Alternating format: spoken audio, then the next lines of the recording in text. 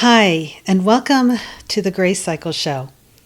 I'm your host, Karen Dittman, and our goal here is for you to stop trying harder in your relationship with God and find a different way to grow through His grace. In today's episode, we'll be talking about the grace cycle itself. What is it? How does it work? But before I get started today, I have something special for you. Do you feel like your life is like a hamster wheel that's just spinning and spinning and it just won't stop? If you do, then I want to invite you to take my quiz. How fast is your hamster wheel spinning? Just check out this 50-second quiz at hamster.number1fit-wellness.com. I'll put the link in the show notes for you. This quiz is going to help you to understand what's spinning your hamster wheel, how it's impacting you, and to discover what you can do to help slow it down. So let's get into today's episode. What is the grace cycle? The grace cycle is the central part of my book, Thriving in Grace, Unleashing Wellness from a Biblical Perspective. And the point of this is to understand that God's grace will crush the impossible obstacles in our lives to accomplish His purposes. So, working through the grace cycle is a way to work alongside with God in His grace, cooperating with Him, surrendering, listening to what He has to say. There's 5 steps to the grace cycle, and it's easy. The word grace has 5 letters. So we're going to use one of the letters from the word grace for each of these steps. So here are the 5 steps of the grace cycle. We start with the G. Get clear on what needs to change. We're going to spend some time either in prayer or reading scriptures, simply seeking what God is leading me to in my life that might need to change. This is like a big picture area. Now, this might be an area of sin, or it might be immaturity, some habits that you've held on to for a long time that aren't serving you. Whatever it is, just identify a general area. It might be something in your emotional life, in your thinking, something physical. It might be something in a relationship that you and God are aware it's not serving you. It's not reflecting who He is, and it needs to change. I'll use an example of weight loss. It's something that a lot of us can relate to. So we might be aware that just my body is not healthy, and I need to do something about it. And what am I going to do? So this is just like a big picture, general idea. The second step of the grace cycle, the R, is reconcile with the things that you cannot change or you cannot control. We do this through acceptance. We need to realize that there are things in our past or even in the present that we can't control.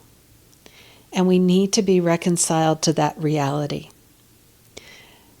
As an example, back in 2020, when everything was crazy and super stressful, I found myself at the pantry every day, eating for comfort, trying to find what would make me feel better in the moment there, and not in God. And as a result, my body packed on the pounds. So I needed to come back before I set out to actually lose weight and create some new habits. I needed to reconcile with what was going on. Because the reality is I was under so much stress.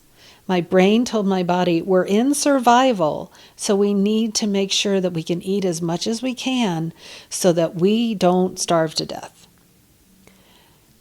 I had to realize that there were things that I couldn't control that were driving my habits. And only after I was reconciled to that was I ready to move on to the next step. So we'll do some more in another episode about what acceptance can look like. But for now, I just want you to know that this is an important step. Instead of going, everything needs to change, I've got to do something different with my life. Pause. pause and be aware of what is the story underneath what needs to change. The third step, the A, is to act through one simple change. We just choose one thing in our life to change, one habit to change. When we go in and we decide, all right, this is what's going to change. I'm going to eliminate all sugar from my diet. I'm going to only eat vegetables for 3 days. I'm going to stop eating anything that's unhealthy, and I'm going to totally clear out my pantry and my refrigerator. That doesn't last very long, does it? Because suddenly I've gone back in 2 or 3 days what I'm used to, what my habits have been previously.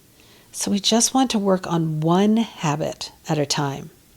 Now this might feel like, but I'm not going to get anywhere if I'm not working on the big picture and all the things. Well, here's the reality. If I'm walking in this direction and then I choose to take one step in a different direction, it might not feel like much now, but as I continue down the road, it's going to be significantly different. One simple change at a time, and that will impact other things. But just start with one simple change, one habit, one step in a new direction. Now, I also want to acknowledge simple doesn't necessarily mean easy. Sometimes one simple change takes work. Sometimes it's hard and challenging. And that's why we need our next step. C is for community.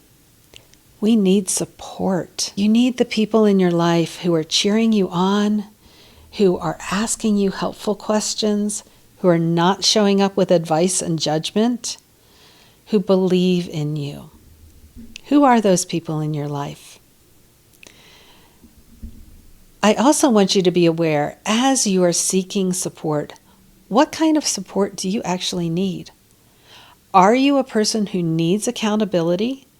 Or are you a person who resists being asked to be accountable to another person? It's very valid. Some of us respond very well to the expectations of others, and some of us don't.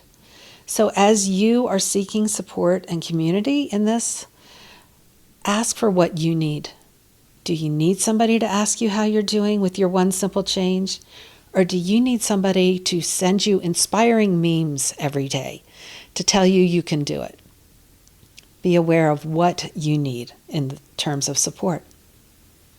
And finally, the E is excitement. We need to celebrate our wins no matter how small. In fact, I'd like you to stop thinking about your wins as being big wins or small wins. A win is a win.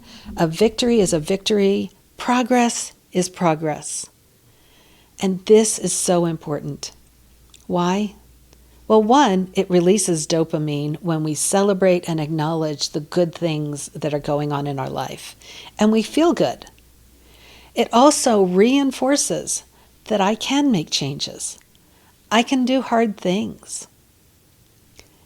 It can build a deeper connection and community with the others who are supporting you as you celebrate with them and share with them how you are making progress. And with God, as you are working through this by His grace, when you are celebrating and acknowledging the good things that are happening, it's worship. It's a good thing. I want you to be aware that real and lasting change in life happens through God's grace. We're cooperating with God as we get clear on what needs to change. We reconcile with the things that we can't control in our lives, whether they're things from the past or things in the present. We act through one simple change at a time. We find support by connecting with community, and we get excited, and we celebrate what God is doing in us. Maybe all of this sounds great to you, but you feel like you're struggling to get clear on where to start because there's a lot going on in your life. And that's why I created the quiz, How Fast is Your Hamster Wheel Spinning? Again, you can find it at hamster.onefit-wellness.com or just click on the link in the show notes. And this quiz and the results will help you to figure out your next steps to thrive by living in grace. So that's it for today. I'd appreciate it if you would just take a second to subscribe to the show so you know when my next episodes are coming out. And it would just mean the world to me if you would rate or review the show here. And that way more people can find out about it. So until next time, get curious, stay connected, and live in grace.